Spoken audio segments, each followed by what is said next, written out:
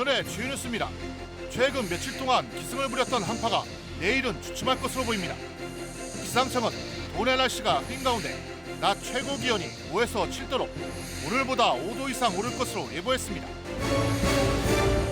내년 2월이면 지원이 중단되는 군산형 일자리 사업의 정상화가 갈수록 어려워지고 있습니다. 사업을 추진한 지난 4년 동안 전기차 생산량은 목표의 1%, 고용은 30%에 머물러 좋은 일자리를 만들겠다는 취지를 살리지 못하고 있습니다.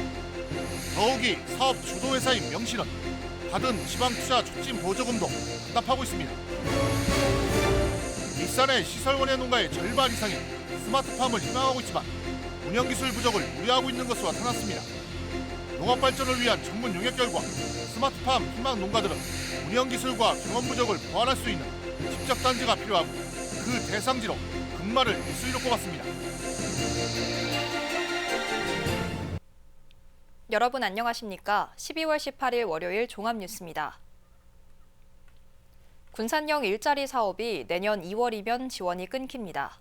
하지만 4년 동안 전기차 생산량은 목표의 1%에 그쳤고 고용은 30% 수준에 머물렀습니다.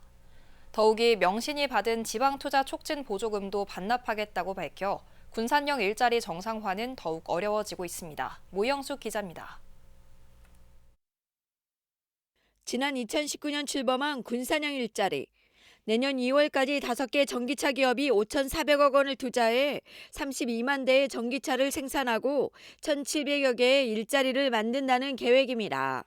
하지만 출범 반년 만에 MPS 코리아는 사업을 포기했고 4개 전기차 업체의 고용은 514명으로 목표의 30% 수준에 그쳤습니다.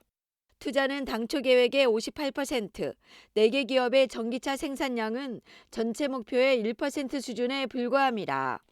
전기차 생산 클러스터를 조성해 양질의 일자리를 만든다는 취지와 목적을 제대로 달성하고 있지 못하고 있다는 지적입니다.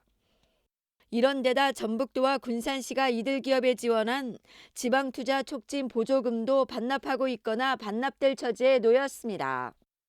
이미 명신은 지난 2020년 125억 원 가운데 1차로 87억 5천만 원을 받았습니다. 하지만 보조금 정산 기준 시기인 지난 8월 명신에서 반납 의사를 밝혀 22억 6천만 원을 돌려받았습니다. 명신은 외국 위탁 기업이 경기 침체로 양산 일정이 늦어지고 투자 이행이 어려울 것으로 보고 내년 7월까지 모두 반납하기로 한 것으로 알려졌습니다. 옛 에디스 모터스인 KGM 커머셜은 보조금 120억 원 가운데 84억 원을 받았지만 최근 KG 모빌리티의 인수로 보조금 정산 시기가 늦춰졌습니다. 대창 모터스 역시 82억 원 가운데 66억 원을 받았지만 공장 완공이 내년 1월로 늦어지고 코스텍은 아예 조건을 맞추지 못해 보조금을 받지 못했습니다. 4개 회사가 지방 촉진 투자 보조금을 받으면서 이제 투자가 이루어지고 투자에 따른 고용, 그다음에 생산까지 이루어져야 됩니다. 근데 최근에 이제 명신이 여러 가지 이유로 이제 반납을 하고 있는데요. 앞으로 시기가 도래할 나머지 회사들도 실질적으로 투자는 이루어졌어도 거기에 따른 고용, 생산은 거의 1%대에 머물러 있기 때문에 명신은 아직 2차 보조금 30%가 지급되지 않았지만 전기차 생산량이 1%에 그치다 보니 군산형 일자리에 대한 우려의 목소리가 커지고 있습니다. 생산이 이루어지지 않는다면 고용은 당연히 이루어지지 않을 것이고 기존에 고용했던 사람들도 사실은 고용 불안이 이어질 겁니다. 그러면은 우리 당초의 목적이었던 일자리 사업에서는 사실은 성과가 거의 전무하거나 없다라고 얘기할 수가 있습니다. 내년 2월이면 지원이 끊기는 군산형 일자리. 고용과 생산이 당초 예상을 크게 밑돌고 보조금 반환까지 이어지면서 정상화는 멀어만 보입니다. KCN 모영숙입니다. 도내 민주당 의원들이 새만금 예산 원상 복원을 요구하는 항의 농성에 들어갔습니다. 한병도 민주당 도당위원장에 따르면 신영대, 김수흥, 김성주 등 도내 민주당 소속 의원 8명은 오늘 국회 소통관에서 긴급 기자회견을 갖고 새만금 예산이 원상 복원될 때까지 항의 농성을 진행한다고 밝혔습니다. 현재 새만금 예산은 부처 요구액과 비교해 새만금 전주고속도로 28%, 새만금 신공항 11%만이 반영됐고 새만금항 인입철도는 한 푼도 반영되지 않았습니다. 한편 여야가 합의한 내년도 정부 예산안 처리일은 오는 20일입니다. 익산갑의 예비 후보로 4명이 등록해 도내에서 가장 많은 것으로 나타났습니다. 중앙선관위의 예비 후보 등록 명부를 보면 오늘 기준 도내 10개 선거구에서 17명이 예비 후보 등록을 마쳤습니다. 이 가운데 김수흥 의원이 현역으로 있는 익산갑에서 민주당 이춘석 전 의원과 성기청 한국국토정보공사 전 감사, 고상진 익산발전연구원장, 전권희 진보당 익산시 지역위원장 등 4명이 등록해 가장 많습니다. 다음으로 전주시 을과 남원, 임실, 순창이 각각 3명씩입니다. 주택도시보증공사가 건설이 중단된 익산 라포엠 임대 아파트에 대해 보증사고가 발생했다고 공지했습니다. 이에 따라 도시주택보증공사가 사업장을 직접 관리하게 되며 분양계약자에게는 환급 등이 이뤄지게 됩니다. 현행 임대보증금 보증약관은 감리자가 확인한 실행 공정률이 예정 공정률보다 25%포인트 이상 미달하면 보증사고로 규정할 수 있도록 하고 있습니다. 지난해 7월 착공된 라포엠은 10년 전세 아파트로 내년 8월까지 120가구가 공급될 계획이었지만 시공사 자금난으로 인해 공정률은 30.5%에 그치고 있습니다. 중소벤처기업부는 지난 8일 세아베스틸과 중소기업 9곳의 공동사업 전환 계획을 처음으로 승인했습니다. 이에 따라 세아베스틸은 특수강 생산 과정에서 발생하는 연간 30만 톤의 부산물을 중소기업 7곳과 협력해 벽돌, 시멘트 등 산업용 소재로 재활용하는 기술과 제품을 공동으로 개발해 생산합니다.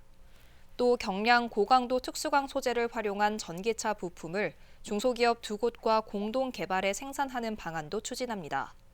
한편 공동 사업 전환이란 독자적 사업 전환이 어려운 중소기업이 대기업이나 다른 중소기업과 공동 목표를 설정해 추진하는 사업입니다.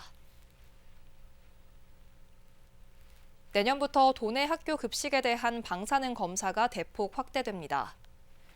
도의회는 도내 학교 급식의 방사능 오염 식재료 사용 제한 조례를 일부 개정했습니다. 이에 따라 방사능 안전성 검사 횟수는 해마다 한 차례에서 5차례로 늘어나고 방사능 관련 교육과 연수 대상도 영양사와 조리사에서 급식 관련 교직원까지 확대하게 됩니다. 익산시가 올해 특별교부세 98억 원을 확보했습니다. 팔봉 주민쉼터 공간 조성 7억 원을 비롯해 오산면 진입도로 개선 7억 원, 도심권 유아숲 체험원 조성 6억 원, 하멸읍 와리 우수박스 설치 6억 원, 지능형 CCTV 관제 시스템 구축 3억 원 등입니다.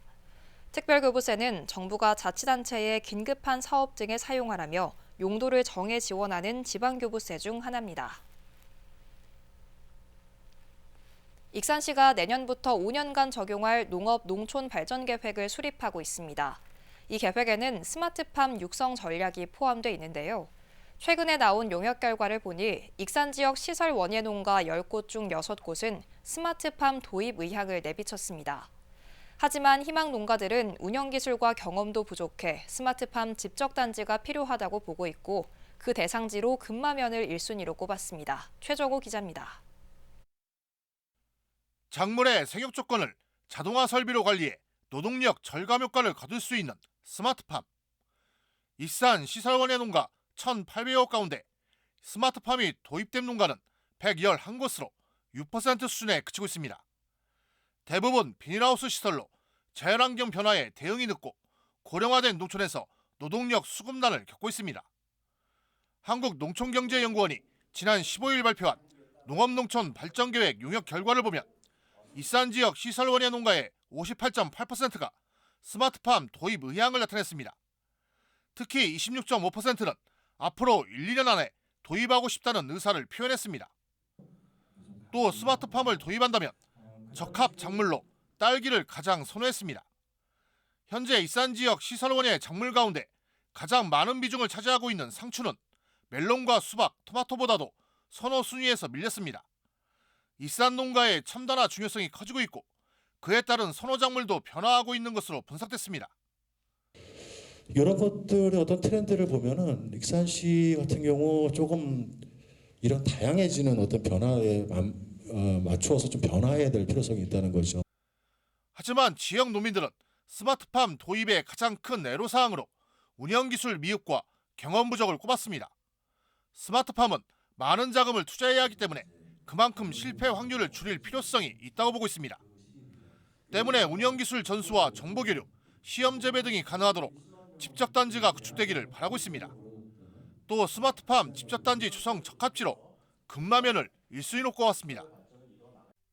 기술센터에 지금 임대형 농장이 있습니다. 지금 온실이 있는데도 좀 부족하죠. 그런 게 좀 일정 단지화돼서 한국농촌경제연구원은 익산 농촌이 시설 첨단화와 함께 자생 가능한 경쟁력을 유지하려면 이른바 사회적 경영승계 모델을 구축해야 한다고 제안했습니다. 고령농과 청업농업가를 마을 단위나 영농법인 단위로 연결시켜 영농 기반과 노하우를 전수받도록 해야 한다는 겁니다.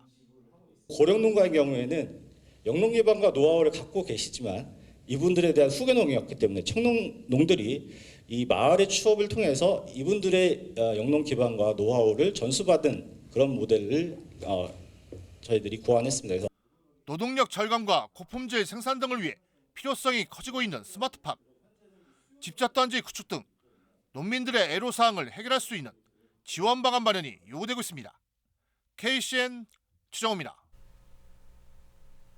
내일 전북 지역은 한파가 잠시 주춤할 것으로 보입니다. 전주기상지청에 따르면 오늘 도내 지역은 한파주의보가 해제됐지만 대부분 지역에서 낮에도 영하권을 유지했습니다. 하지만 내일은 다소 구름이 낀 흐린 날씨 속에 아침 최저기온은 오늘보다 높은 영하 8도 안팎, 낮에는 영상 5도 안팎까지 오를 전망입니다. 하지만 모레부터는 다시 한파가 올 것으로 예상됩니다. 올겨울 고병원성 조류 인플루엔자 80%가 도내에서 발생한 것으로 나타났습니다. 전북도에 따르면 전국에서 확인된 고병원성 AI 20건 가운데 16건이 도내에서 발생했습니다. 지역별로 보면 김제 9건, 익산 4건, 부안 2건, 완주 1건 등입니다. 도는 닭 3만 마리 이상을 기르는 산란계 농장 입구에는 통제 초소를 설치해 차량 등의 출입을 제한하고 있습니다. 지난 주말 한파주의보가 내려지면서 군산의 한 상수도관이 동파돼 주민들이 불편을 겪었습니다. 군산시에 따르면 지난 16일 오후 7시쯤 소룡동의 한 상수도관에서 누수가 발생해 새어나온 물로 도로 일부가 침수됐습니다. 이 사고로 시가 누수를 확인하는 과정에서 일부여간 주변 상가 일대가 단수됐습니다. 시는 상수도관이 30년 전 설치돼 오래되고 갑자기 추워지면서 동파돼 일부 구간에 구멍이 난 것으로 보고 있습니다. 도내 합계 출산율이 전국 최하위 수준인 것으로 나타났습니다. 윤영숙 도의원에 따르면 도내 합계 출산율은 0.817명으로 전국 17개 시도 가운데 13번째로 낮았으며 전남과 충남 등 도 단위 지역 중에서는 가장 낮았습니다. 윤 의원은 전북도가 출산지원금을 지급하지 않는 등 관련 예산 편성이 미흡하다고 지적했습니다. 또 익산시 등 일부 시군이 시행하는 한방 난임치료 사업을 확대하는 등 적극적인 출산 지원 정책을 주문했습니다. 군산시 공직자윤리위원회가 공직자 412명의 재산심사를 마무리했습니다. 공직자윤리위원회는 지난 15일 회의를 열고 2023년 정기 재산변동 신고 및 수시신고 심사 대상 공무원 412명의 불성실 신고 여부와 재산 형성 과정 등을 검토했습니다. 위원회는 집중심사 대상자 21명을 심사처분 기준에 따라 경고 및 시정 조치 등을 심의 의결했습니다. 올해 익산 지역 체육 발전에 기여하고 위상을 드높인 70여 명에게 체육상이 수여됐습니다. 익산시 체육회는 오늘 웨스턴라이프 호텔에서 체육상 수상식을 가졌습니다. 체육 대상은 이리공업고등학교 육상부 소속인 김태희 선수가 받았고 최우수 선수상은 원광중학교 유도부 김성룡 선수, 이일 여자중학교 탁구부 허예림 선수가 받았습니다. 이 외에도 우수선수상과 지도자상, 단체상, 생활체육클럽상 등 각 부문에 걸쳐 70여 명이 수상자의 이름을 올렸습니다. 전북 환경운동연합이 올해 7대 환경뉴스를 선정했습니다. 7대 환경뉴스를 보면 세계 잼버리 파행으로 수락갯벌에 들어설 새만금 신공항 등 사회 기반 시설 예산이 삭감된 것이 첫 번째로 꼽혔습니다. 이어 전주천과 삼천의 무차별적인 나무 벌목과 후쿠시마 핵 오염수 방류, 2차 전지 전용 폐수 처리장 촉구, 환경부 일회용품 사용 규제 철회, 한빛 원전 1, 2호기 수명 연장 등이 포함됐습니다. 계속해서 전북권 뉴스입니다. 한파 대설특보가 내려졌던 무주에서 실종된 80대 여성이 수색 이틀째인 지난 17일 숨진 채 발견됐습니다. 전북 소방본부와 무주경찰서 등에 따르면 이날 오전 11시 10분쯤 80대 여성 A씨가 무주군 안성면 임야에서 숨진 채 발견됐습니다. 앞서 전날 A씨 가족은 홀로 사시는 어머니와 연락이 되지 않는다며 경찰에 신고했고, 신고를 접수한 수색당국은 A씨의 주거지 인근을 중심으로 수색 작업을 벌여 자택 인근 임야에서 숨진 A씨를 발견했습니다. 한편 이날 무주의 아침 최저기온은 영하 14.4도였습니다. 전북도가 지방세 고액 체납자 7명에 대해 가택 수색을 실시해 동산 129점을 압류했습니다. 압류 물품은 현금 1,400만 원과 귀금속 100점, 명품 가방 15개, 양주 14개 등입니다. 체납자 대부분은 가족이나 친인척 명의의 고가주택에 살면서 지방세 납부를 회피한 것으로 드러났으며 이들의 총 체납액은 3억 7,900만 원으로 파악됐습니다. 도는 압류한 물품을 공매 처분해 지방세 체납액을 충당할 계획입니다. 17일 오전 4시 6분쯤 김제시 만경읍의 한 제재소에서 화재가 발생해 3시간 30여 분 만에 진화됐습니다. 이 불로 건물과 지게차, 목재 등이 모두 소실돼 소방서 추산 5억 5천여만 원의 재산 피해가 발생했지만 다행히 인명 피해는 없었습니다. 신고를 받고 출동한 소방과 경찰 인력 60여 명이 진화에 나섰고 강풍 때문에 화재 진압에 어려움을 겪었습니다. 소방당국은 업체 관계자와 목격자 등을 상대로 정확한 화재 원인을 조사하고 있습니다.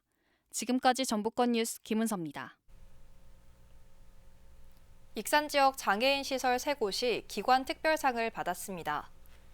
한국사회복지공제회의 올해 사회복지 실천가 대상에서 인화동에 있는 익산시 장애인 종합복지관과 용안면에 있는 훈훈한 집, 팔봉동에 있는 동그라미가 기관 특별상을 수상했습니다. 이들 기관은 장애인 자립생활과 맞춤형 서비스 지원체계 구축 등에 기여한 공로를 인정받았습니다. 오임선 익산시의회 보건복지위원장이 대한민국 의정대상 의정부문 대상을 받았습니다.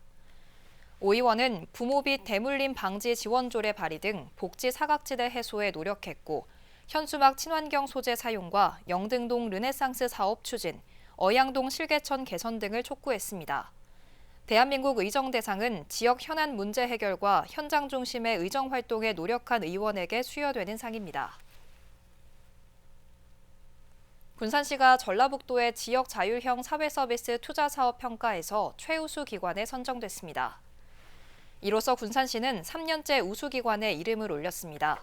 지역 자율형 사회서비스 투자사업은 지역 주민을 위한 사회서비스를 지자체에서 발굴해 제공하는 것으로 군산시는 가사 간병 방문 지원과 청년 마음 건강 지원 등 24개 사업을 운영해 4,374명이 지원을 받았습니다. 익산 지역 나눔봉사단 함께가 신동 어르신들을 대상으로 어제 송년잔치를 열었습니다. 이번 행사는 지난 2019년부터 5년째 이어져 오고 있으며 어르신들에게 삼계탕이 제공되고 지역 예술인들의 노래 공연 등이 펼쳐졌습니다. 또 봉사단체 회원들은 십시일반 기부금을 모아 송년잔치에 참여한 어르신들에게 발연내복과 주방용품을 제공했습니다. 한편 나눔봉사단 함께는 현재 100여 명이 활동하고 있습니다. 군산 신흥동 공원에 우리가족 숲이 만들어집니다. 이를 위해 군산시는 오는 27일까지 신흥동 공원에 나무를 심어 가꾸는 우리가족 숲에 참가할 시민을 모집합니다. 군산시 산림녹지과에 신청하면 됩니다. 우리가족 숲은 가족 단위로 나무를 심어 기념일을 기억할 수 있으며 내년 초 30가족을 선정해 발표합니다. 다음은 우리 동네 소식입니다.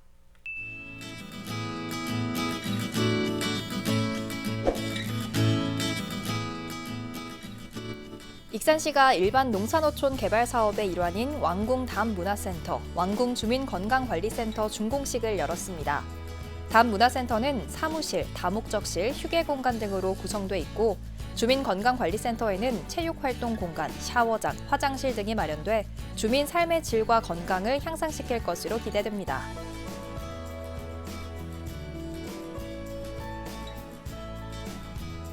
군산시 옥산면 옥산복지장학회가 전북 공동모금회에 이웃돕기 성금 300만 원을 기탁했습니다.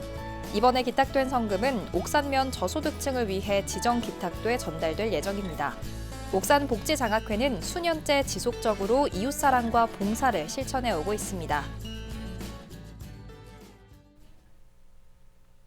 이어서 내일의 날씨입니다.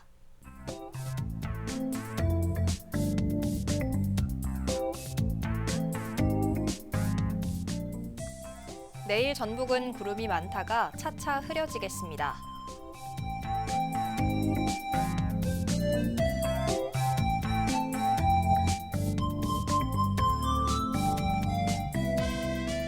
기온은 영하 7도에서 출발해 5도까지 오르겠습니다.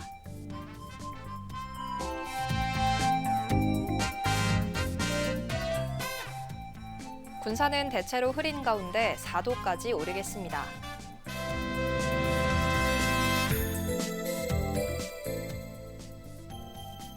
익산도 대체로 흐린 가운데 4도까지 오르겠습니다.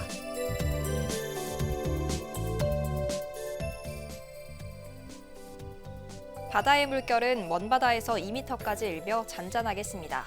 날씨였습니다.